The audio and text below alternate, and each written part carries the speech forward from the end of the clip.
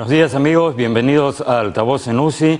En el primer bloque nos acompaña Miguel Ángel Rodríguez Mackey, renombrado internacionalista. Buenos días Miguel Ángel, bienvenido, gracias por estar aquí.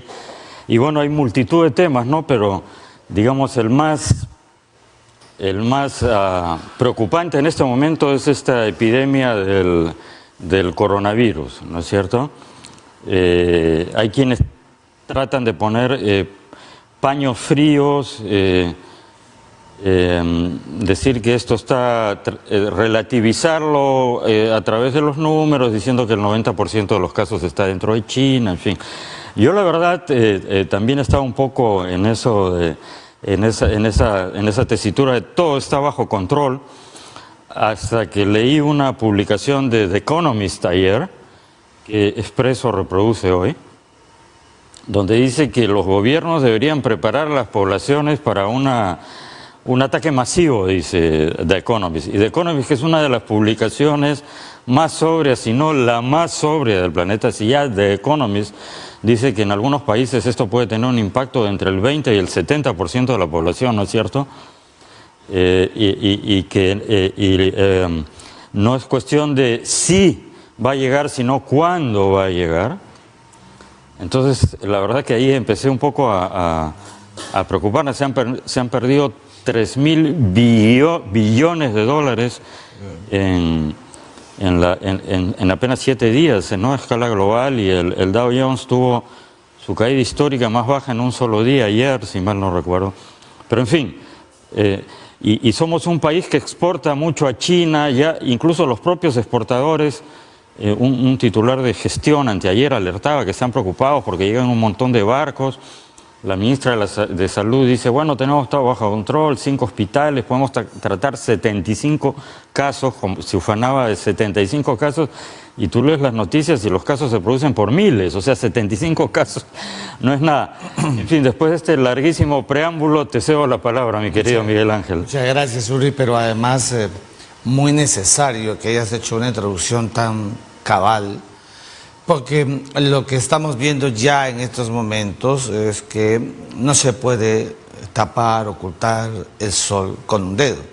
O sea, hay un realismo internacional, y es que apenas detectado esta enfermedad en China, convertida en una epidemia, ahora está en 50 países. El mundo tiene 193. No hemos dicho que en 50 países esté como en Wuhan dentro de China, pero como muy bien dices, los 2.800 muertos que hay en China, más los cerca de 125 que hay en el mundo entero, con casos específicos, ya generó una alarma internacional, pánico internacional. Hemos visto cómo está Italia, cómo está... No, ciudades enteras, Europa, ¿no? El impacto es letal, ya lo dijiste, las bolsas han caído, las bolsas más importantes del mundo han caído, y entonces hay sí ya un primer gran impacto, y va a haber otro. Cuando la Organización Mundial de la Salud tome el toro por las astas y decida, así como se demoraron para declarar la emergencia internacional, acuérdate. No quieren decir que es una pandemia, ¿no es cierto? O sea, una epidemia, lo insinúan, pero se resisten a calificarla oficialmente de pandemia. Claro, porque si lo hacen, entonces la repercusión va a ser letal, pero tampoco van a poder ser restrictivos y van a tener que sentarse y decir que el mundo ya enfrentaría progresivamente una pandemia. Y frente a ello, entonces, viene lo que es la política pública de salubridad. Primero, en cada país, no existe en nuestra región, en otras partes del mundo quizás un poco más, pero no existen políticas de prevención, no hay esas políticas. Y entonces, claro, has visto ayer, por ejemplo, en las farmacias y en las boticas de Lima y del Perú, volaron las mascarillas, ¿no es cierto? Porque eso se llama especulación, y la especulación como consecuencia de un virus que no tiene cura y que está matando gente es verdad, gente vulnerable, no hay que hacer pánico, pero todo eso pues genera una situación internacional que desestabiliza. El principal cuadro desestabilizado es el cuadro de la movilización del comercio internacional. Mira, los aviones llegan muy pocos si llegan a China y no sé cuántos salen, porque no sale ninguno. Entonces, China, el país que se convierte en el más serio para encumbrarse en algún momento como el más poderoso económicamente, hoy está sufriendo una evidente carga letal en ese propósito. Yo he conversado esta misma semana con el embajador de China, con funcionarios de China, en el marco de un almuerzo justamente que le hacían en homenaje al embajador, y la verdad que cuando conversábamos lo sentía evidentemente preocupados, pero también con el aire de que esto puede pasar y vamos a ver más adelante. Bueno, el embajador no está dentro de su función, es porque no tienen otra alternativa. Poner paños fríos, ¿no es cierto? Pero como tú dices, el comercio global, un ejemplo, digamos, icónico, el iPhone. Estaba leyendo ayer un reporte de Reuters. Esta es la época del año en la cual los ingenieros de Apple viajan de Cupertino, de California, a China y se reúnen con los ingenieros chinos y producen los primeros prototipos de los nuevos modelos y los prueban en físico y todo lo demás. Y por supuesto ahora han dicho, bueno, no, todo eso está paralizado. Ni loco que viajas, ¿no es cierto? Incluso los propios ingenieros de Foxconn y de esas empresas no están en China en este momento, los han enviado de vacaciones a otro lado. Entonces había una experta que trabajó en Apple que decía, bueno, todo esto, claro, trasladarlo a otro lado se puede hacer, pero va a tomar un montón de tiempo por lo pronto. Entonces estamos hablando de una de las mega empresas globales que ya está siendo afectada, y esos ejemplos se pueden multiplicar por cientos y no por miles. Entonces, y además el PBI chino, toda la producción china evidentemente ya está cayendo y va a caer todavía más, ¿no es cierto? Como sabes, una desaceleración de 6,2 a 5,4. Que para China es un montón, ¿no es cierto? Por supuesto, ¿y en cuánto tiempo? En un lapso muy reducido. Y, un mes, o sea, estamos hablando en un mes, ¿no es cierto? Y entonces, ¿todo eso qué significa? Significa que los países que movilizan el comercio internacional, los poderosos, buscan el discurso para escudarse. Ya has escuchado a Donald Trump. Nosotros estamos preparados para afrontar el coronavirus. Trató de poner paños fríos. En respuesta también valgan verdades a que la oposición, los demócratas están usando esto como un arma política, ¿no? Pero claro, todo el mundo trata de decir que las cosas están bajo control y en este tipo de situaciones decir bajo control es creo que lo más grave, relativo, ¿no? Va a ser, como ya has adelantado, el hecho de que primero sigan muriendo gente. Esto es lo que produce evidentemente la sensación más dramática en la sociedad internacional. Y segundo, que sea progresivamente ascendente para los meses que vienen. Cuidado con eso. Entonces, los niveles de control no pueden estar, digamos, en el nivel esperado para su contención. Correcto. Con lo cual, evidentemente, vamos a encontrar un mapa, un escenario internacional bastante muy complicado, ¿no es cierto? En muchos hábitos, conductas, acciones, actividades propias de la comunidad internacional. Estoy diciéndote, por ejemplo, los Juegos Olímpicos de Tokio. O sea, si uno mira el escenario de lo que está en el contexto mismo, has visto cómo los entrenamientos se han reducido al máximo en Japón. Hay un impacto. Mientras estamos hablando, Miguel Ángel, ya por lo pronto han cancelado el Salón del Automóvil en Ginebra. México ha confirmado el primer caso. Esto es aquí en tiempo real. Precio de mascarilla sube ante alerta por contagio a escala global. Y en fin, llegó al África subsahariana.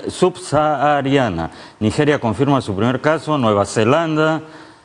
El presidente de Mongolia pasará 14 días en cuarentena tras visitar China. Parques de Disney en Tokio cerrarán por 2 semanas. Asciende a 17 el número de muertos por el coronavirus en Italia. Semana de la Moda de Shanghái se realizará de manera virtual. número de casos en Corea ya supera los 2000.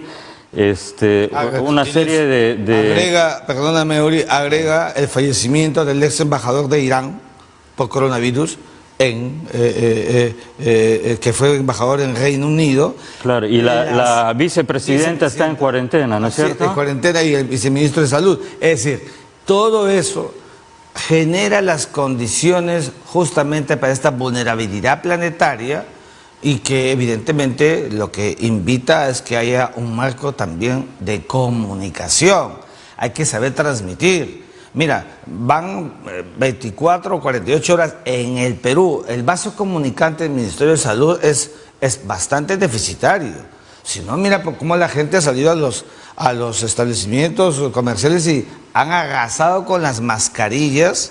Pero cuando en realidad a mí me extraña, claro, a mí me extraña que no expliquen las medidas de prevención. La medida de prevención, yo lo he mencionado aquí en el programa un par de veces, la medida de prevención más simple, no solo para el coronavirus, para el 99% de las enfermedades, es agua del caño con jabón. Mucho agua, mucho lavarse las manos. Se calcula que nos tocamos el rostro inadvertidamente unas 70 a 100 veces por día.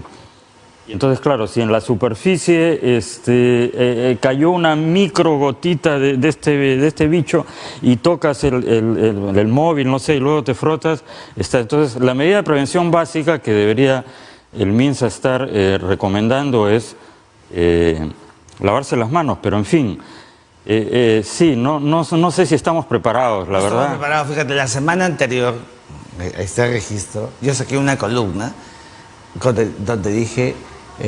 ¿habrá la calificación de pandemia? Mira, y dije, preparémonos, porque la costumbre social nacional, la conducta peruana es esencialmente reactiva, Uri. Es decir, esperamos que pase, esperamos que haya un caso para recién actuar, que es lo que estamos viendo. Bueno, no hay un caso, pero por ejemplo este niño de 5 años en Lambayeque, Chiclayo, en Lambayeque, que venía de Corea. Oye, alarmó a todo Chiclayo, hasta conferencia de prensa, un pánico total, y entiendo que las boticas y las farmacias arrasaron con las ventas de mascarillas. Ahora, por otro lado, que haya un poquito de pánico, te diría, que no llegue al alarmismo, ¿no es cierto? Pero, digamos, esto sirve para que la gente tome conciencia de alguna manera, porque si no, sigue todo como usual y no pasa nada, pero en fin... Ojalá que se encuentre una manera de... Claro, el director general de la Organización Mundial de la Salud dice va a tocar las puertas de todos, o sea, prácticamente está diciendo pandemia, es decir, si va a tocar la puerta de todos es pandemia, pero no quiere decir la palabra pandemia para evitar... Ahora, es un poco tapar, como tú dices también, tapar el sol con un dedo, ¿no? Bueno, Ojalá que el MINSA se decida a ponerse las pilas y a hacer una campaña un poco más proactiva y se tomen las medidas de control, no solo en el aeropuerto Jorge Chávez, sino en todos los puntos de ingreso al país y sobre todo en los puertos, ¿no? Los exportadores están expresando, como te digo, mucha alarma por el tema de los cargamentos que llegan al puerto, y ojalá que en China logren tomar medidas. La verdad que los chinos también perdieron días cruciales. El médico que descubrió esto, que era un oftalmólogo, que estaba en el hospital de Wuhan, ¿no es cierto? Estaba un día cualquiera ahí atendiendo y de repente llegan 15 personas con supuestos síntomas de gripe, todos del mercado de Wuhan, del mercado de aves exóticas, donde comieron sopa de murciélago, y de ahí viene todo el tema, ¿no? Porque también hay leyendas urbanas que fue un laboratorio. Algunos dicen que esto es la venganza de Trump por los aranceles, o sea, absolutamente jalado de los cabellos. Pero bueno, este médico descubre en su grupo de WhatsApp, lo comenta con otros 8 o 9 médicos, uno de ellos lo viraliza y la policía, en lugar de averiguar qué está pasando, lo llama a la comisaría, lo cita, lo reprende, le dice ten cuidado porque estás difundiendo falsos rumores. Y entonces este hombre se fue calladito a su casa y se perdieron 2 o 3 días cruciales, valiosísimos. Ya la alta dirigencia del Partido Comunista le ha cortado la cabeza, digamos, simbólicamente, ha sacado a todos esos funcionarios y este oftalmólogo falleció. Qué pena. ¿No? Sí, pero bueno, en fin, que ojalá se tomen las medidas y se pueda contener, pero yo quisiera... el tiempo se va volando, pero todavía tenemos unos cuantos minutos. Hablar de otro tipo de virus, un virus más político. que también hace estragos, el virus del chavismo, el virus del chavismo. Como que ya nos hemos acostumbrado a una situación crónica en Venezuela, bueno, ¿no es cierto? El virus del chavismo ya es endémico. ¿No es cierto? Aparece, desaparece, aparece, desaparece y está allí permanentemente. Y las endemias hay que combatirlas de raíz. Claro, pues te acostumbras a convivir, ¿no es cierto? Y parecería como que hay un cansancio, no obstante que la penúltima reunión del Grupo de Lima hicieron un mea culpa y dijeron, sí, nos hemos quedado un poco atascados en el tema y vamos a ponernos las pilas, lo dijo el canciller de Canadá y nuestro canciller. Pero en la práctica, no sé, ¿hay alguna solución que no pase por sentarse, digamos, no sé, Trump con Putin? Porque aquí, y llegar a un acuerdo de algún tipo, porque no nos olvidemos que ahí hay un factor que Rusia se ha metido de pico y patas en una región que tradicionalmente, para no decir patio trasero, que suena despectivo, digamos, estaba bajo la esfera de influencia de los Estados Unidos. Sí. Y este aquí que de repente una potencia extracontinental sienta sus reales en Venezuela, ¿no es cierto? Es el sostén del régimen de Maduro. El canciller ruso Lavrov ha estado hace un par de semanas en Caracas y ha dicho muy suelto de huesos, vamos a seguir apoyando, y le vamos a dar dinero y le vamos a dar armas. Entonces es el sostén de un régimen tiránico, ¿no es cierto?, que está oprimiendo y hambreando a sus ciudadanos y está provocando un éxodo sin precedentes en la historia de América Latina. América Latina nunca ha vivido un éxodo como este. Estamos hablando de millones de personas. La ONU ya calcula que de seguir las cosas así, y parece que van a seguir así, el próximo año son 8 o 9 millones de ciudadanos venezolanos que van a estar fuera. Nosotros aquí ya tenemos 2 millones. El 90%, 99% de ellos trabajadores, pero hay un 1%, digamos, que es el que le está dando mala fama a todos y está provocando, además, contribuyendo a aumentar esta sensación de zozobra, de inseguridad ciudadana, ¿no es cierto? Entonces, no sé, la solución pasaría por eso, o que las cancillerías latinoamericanas convoquen a los embajadores rusos y le digan, oye, vamos a tomar medidas. No sé, ¿tú cómo lo ves? Mira, yo te lo digo desde el punto de vista de realismo político. Mira, todo lo que ha pasado en los últimos meses ha terminado fortaleciendo a Nicolás Maduro. Es decir, tener a una Argentina con un presidente, Alberto Fernández, que no oculta sus adicciones hacia todo lo que ha sido la figura de Hugo Chávez, en fin, no es reticente, quiero decirte, la figura en Venezuela. Y un Andrés Manuel López Obrador en México, que tiene esos aires de izquierda y nunca se pronuncia sobre lo que pasa en Venezuela. Tienes ahí dos ejes en América Latina que han terminado fortaleciendo a Nicolás Maduro. Frente a ese escenario realista, ni el Grupo de Lima, ni la OEA, ni siquiera el Magro, que ha liderado evidentemente contra Nicolás Maduro cualquier medida, van a poder en una mesa, como lo pensamos los internacionalistas, como lo piensan los diplomáticos, etcétera, lograr obtener un resultado que sea una agenda para que Nicolás Maduro deje el poder. Eso se llama utopía. Seamos más prácticos. ¿Qué es lo práctico? Lo práctico no es una invasión militar sobre Venezuela. Lo práctico, lo que debe continuarse es un trabajo minucioso y de inteligencia para seguir buscando que las fuerzas vivas, te digo el militarismo democrático de Venezuela, puedan doblegar a Nicolás Maduro en su momento. Pero para que eso pase, lo que no puede dejar de haber, mejor dicho, debe producirse porque hasta ahora no está en la dimensión esperada, es el bloqueo contra Venezuela. Lo vengo diciendo contigo incluso en programas anteriores hace buen tiempo. Mientras Nicolás Maduro tenga el oxígeno del apoyo de Rusia y también de China y de Irán y de otros países, tendrá un soporte, primero en política internacional, buscando esa dinámica del equilibrio que es básico en el sistema internacional, Y segundo, con lo que está pasando en América Latina. Pero si vemos a una Venezuela bloqueada y bloqueo continental, tiene resultado y eficacia. No pongamos el caso de Cuba, porque en Cuba Fidel Castro, nos guste o no, siempre tuvo el apoyo popular, un importante apoyo. En Venezuela es exactamente lo contrario. Entonces, una presión internacional, política internacional y lacerarlo económicamente va a producir otra vez una efervescencia social y con un trabajo de inteligencia para poder bloquear y sacar a Nicolás Maduro. Es un hombre que ya se sabe que tiene enormes debilidades.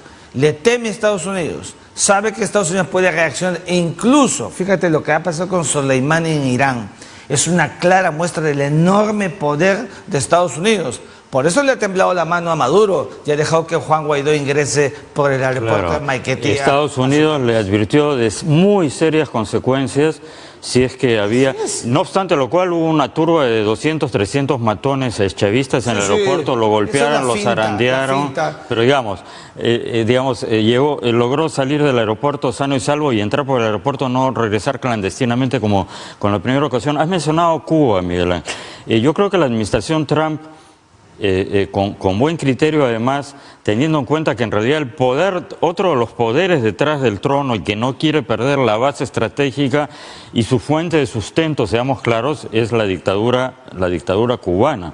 Entonces, la administración Trump también ha tomado sanciones, ha adoptado sanciones contra Cuba en el entendimiento de que es otro de los soportes.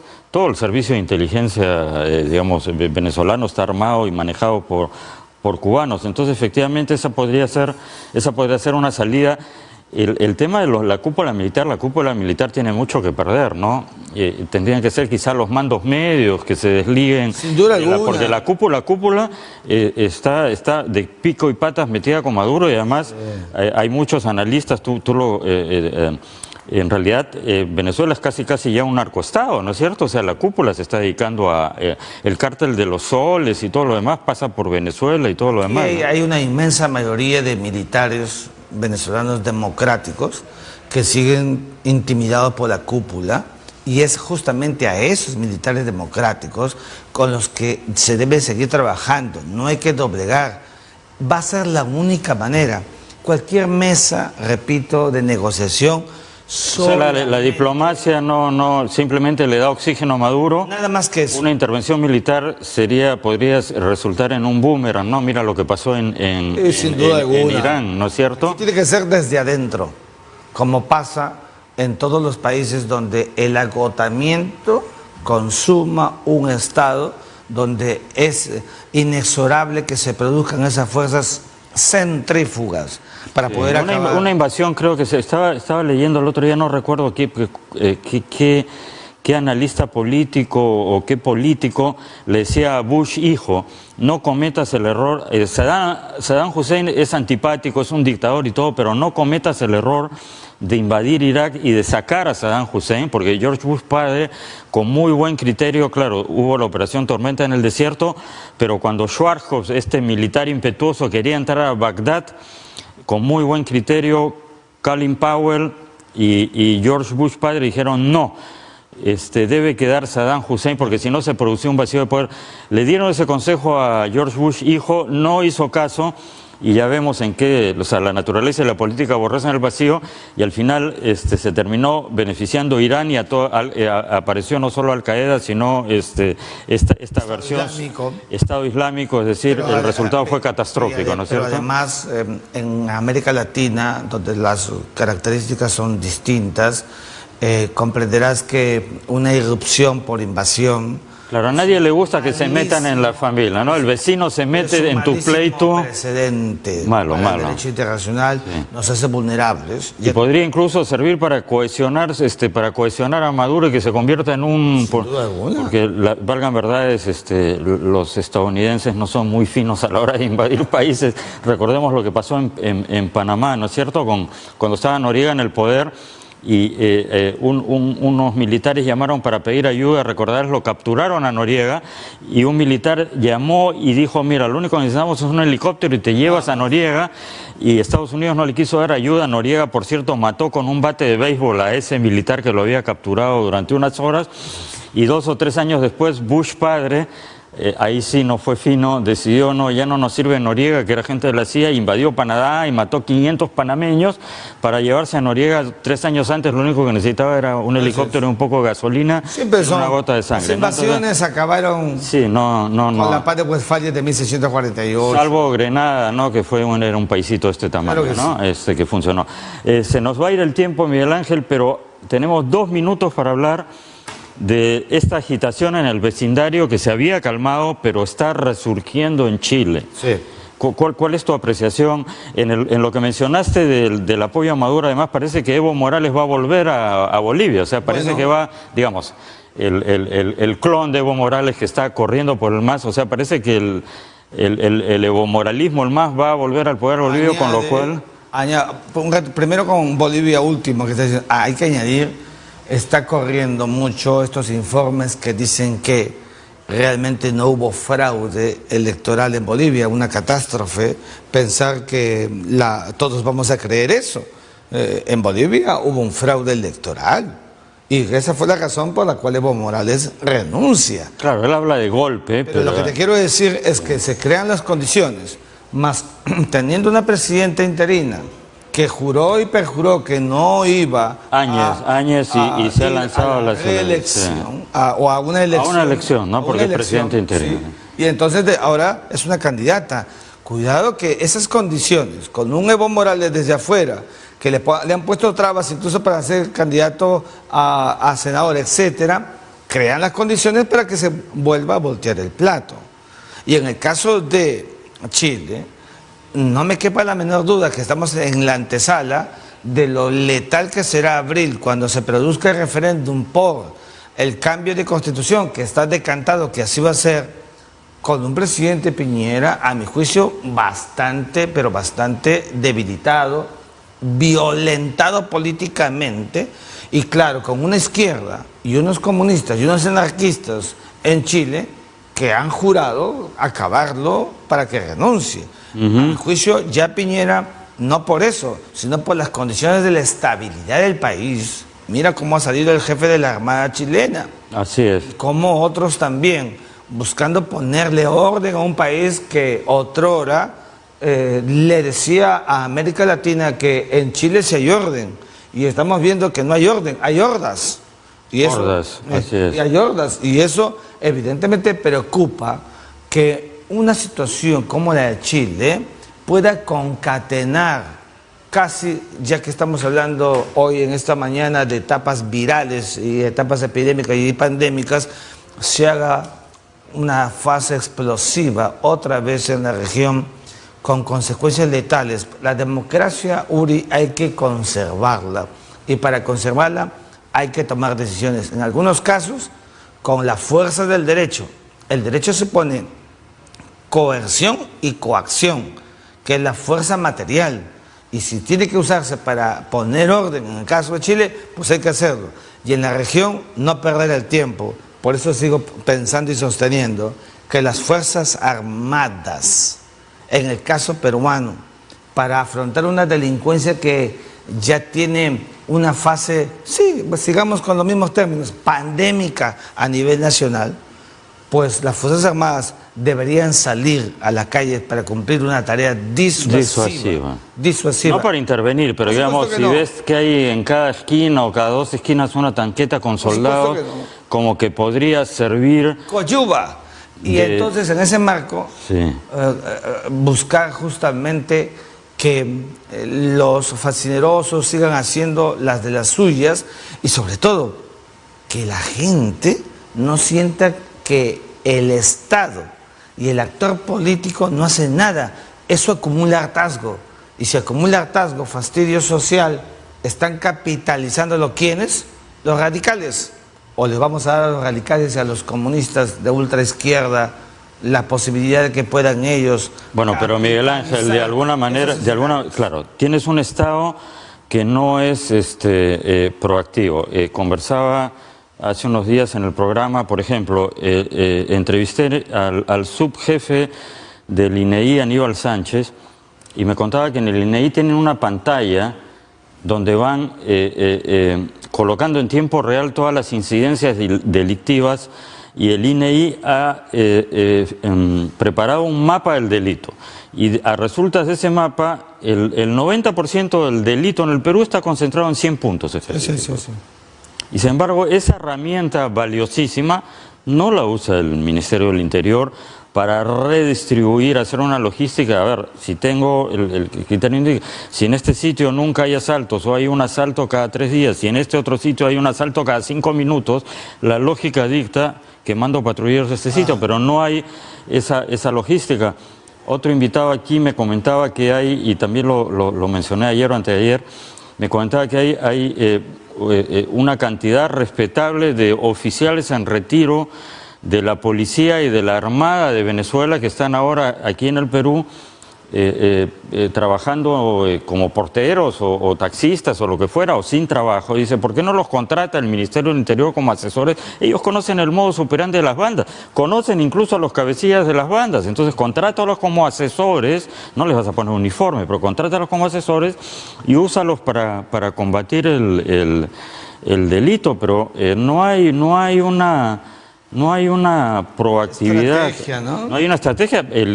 Hablando de los radicales, si el propio presidente de la República cede a los radicales y dice el proyecto Tía María no va, y ya hemos visto la información hace un par de días de que el Perú ha descendido 10 puestos en el ranking minero a escala global, o sea, de los inversores mineros que ven a ver dónde podemos, ya nos hemos caído 10 puntos, pero claro, ¿quién va a querer venir invertir en un país donde no hay estabilidad jurídica, ¿no es cierto?, donde no hay previsibilidad política, y encima hay digamos, este nivel de delincuencia? Es todo un tema. Es todo un tema, y por eso yo sigo pensando que el pragmatismo, hay que tomar el toro por las astas, no hay que tener miedo, hay que, digamos, decidir cosas. El gran drama nacional, Uri, en casi 200 años, vamos a cumplirlos el próximo, es que no tomamos decisiones.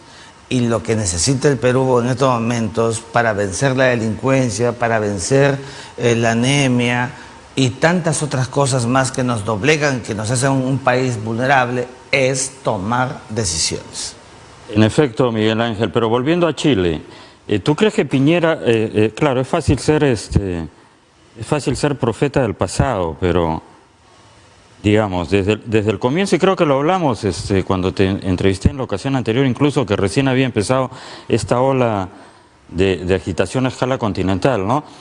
El primer día que estallan los disturbios en Chile, se va a cenar para festejar el cumpleaños de su suegra, de un familiar, al restaurante más caro de Santiago, ¿no?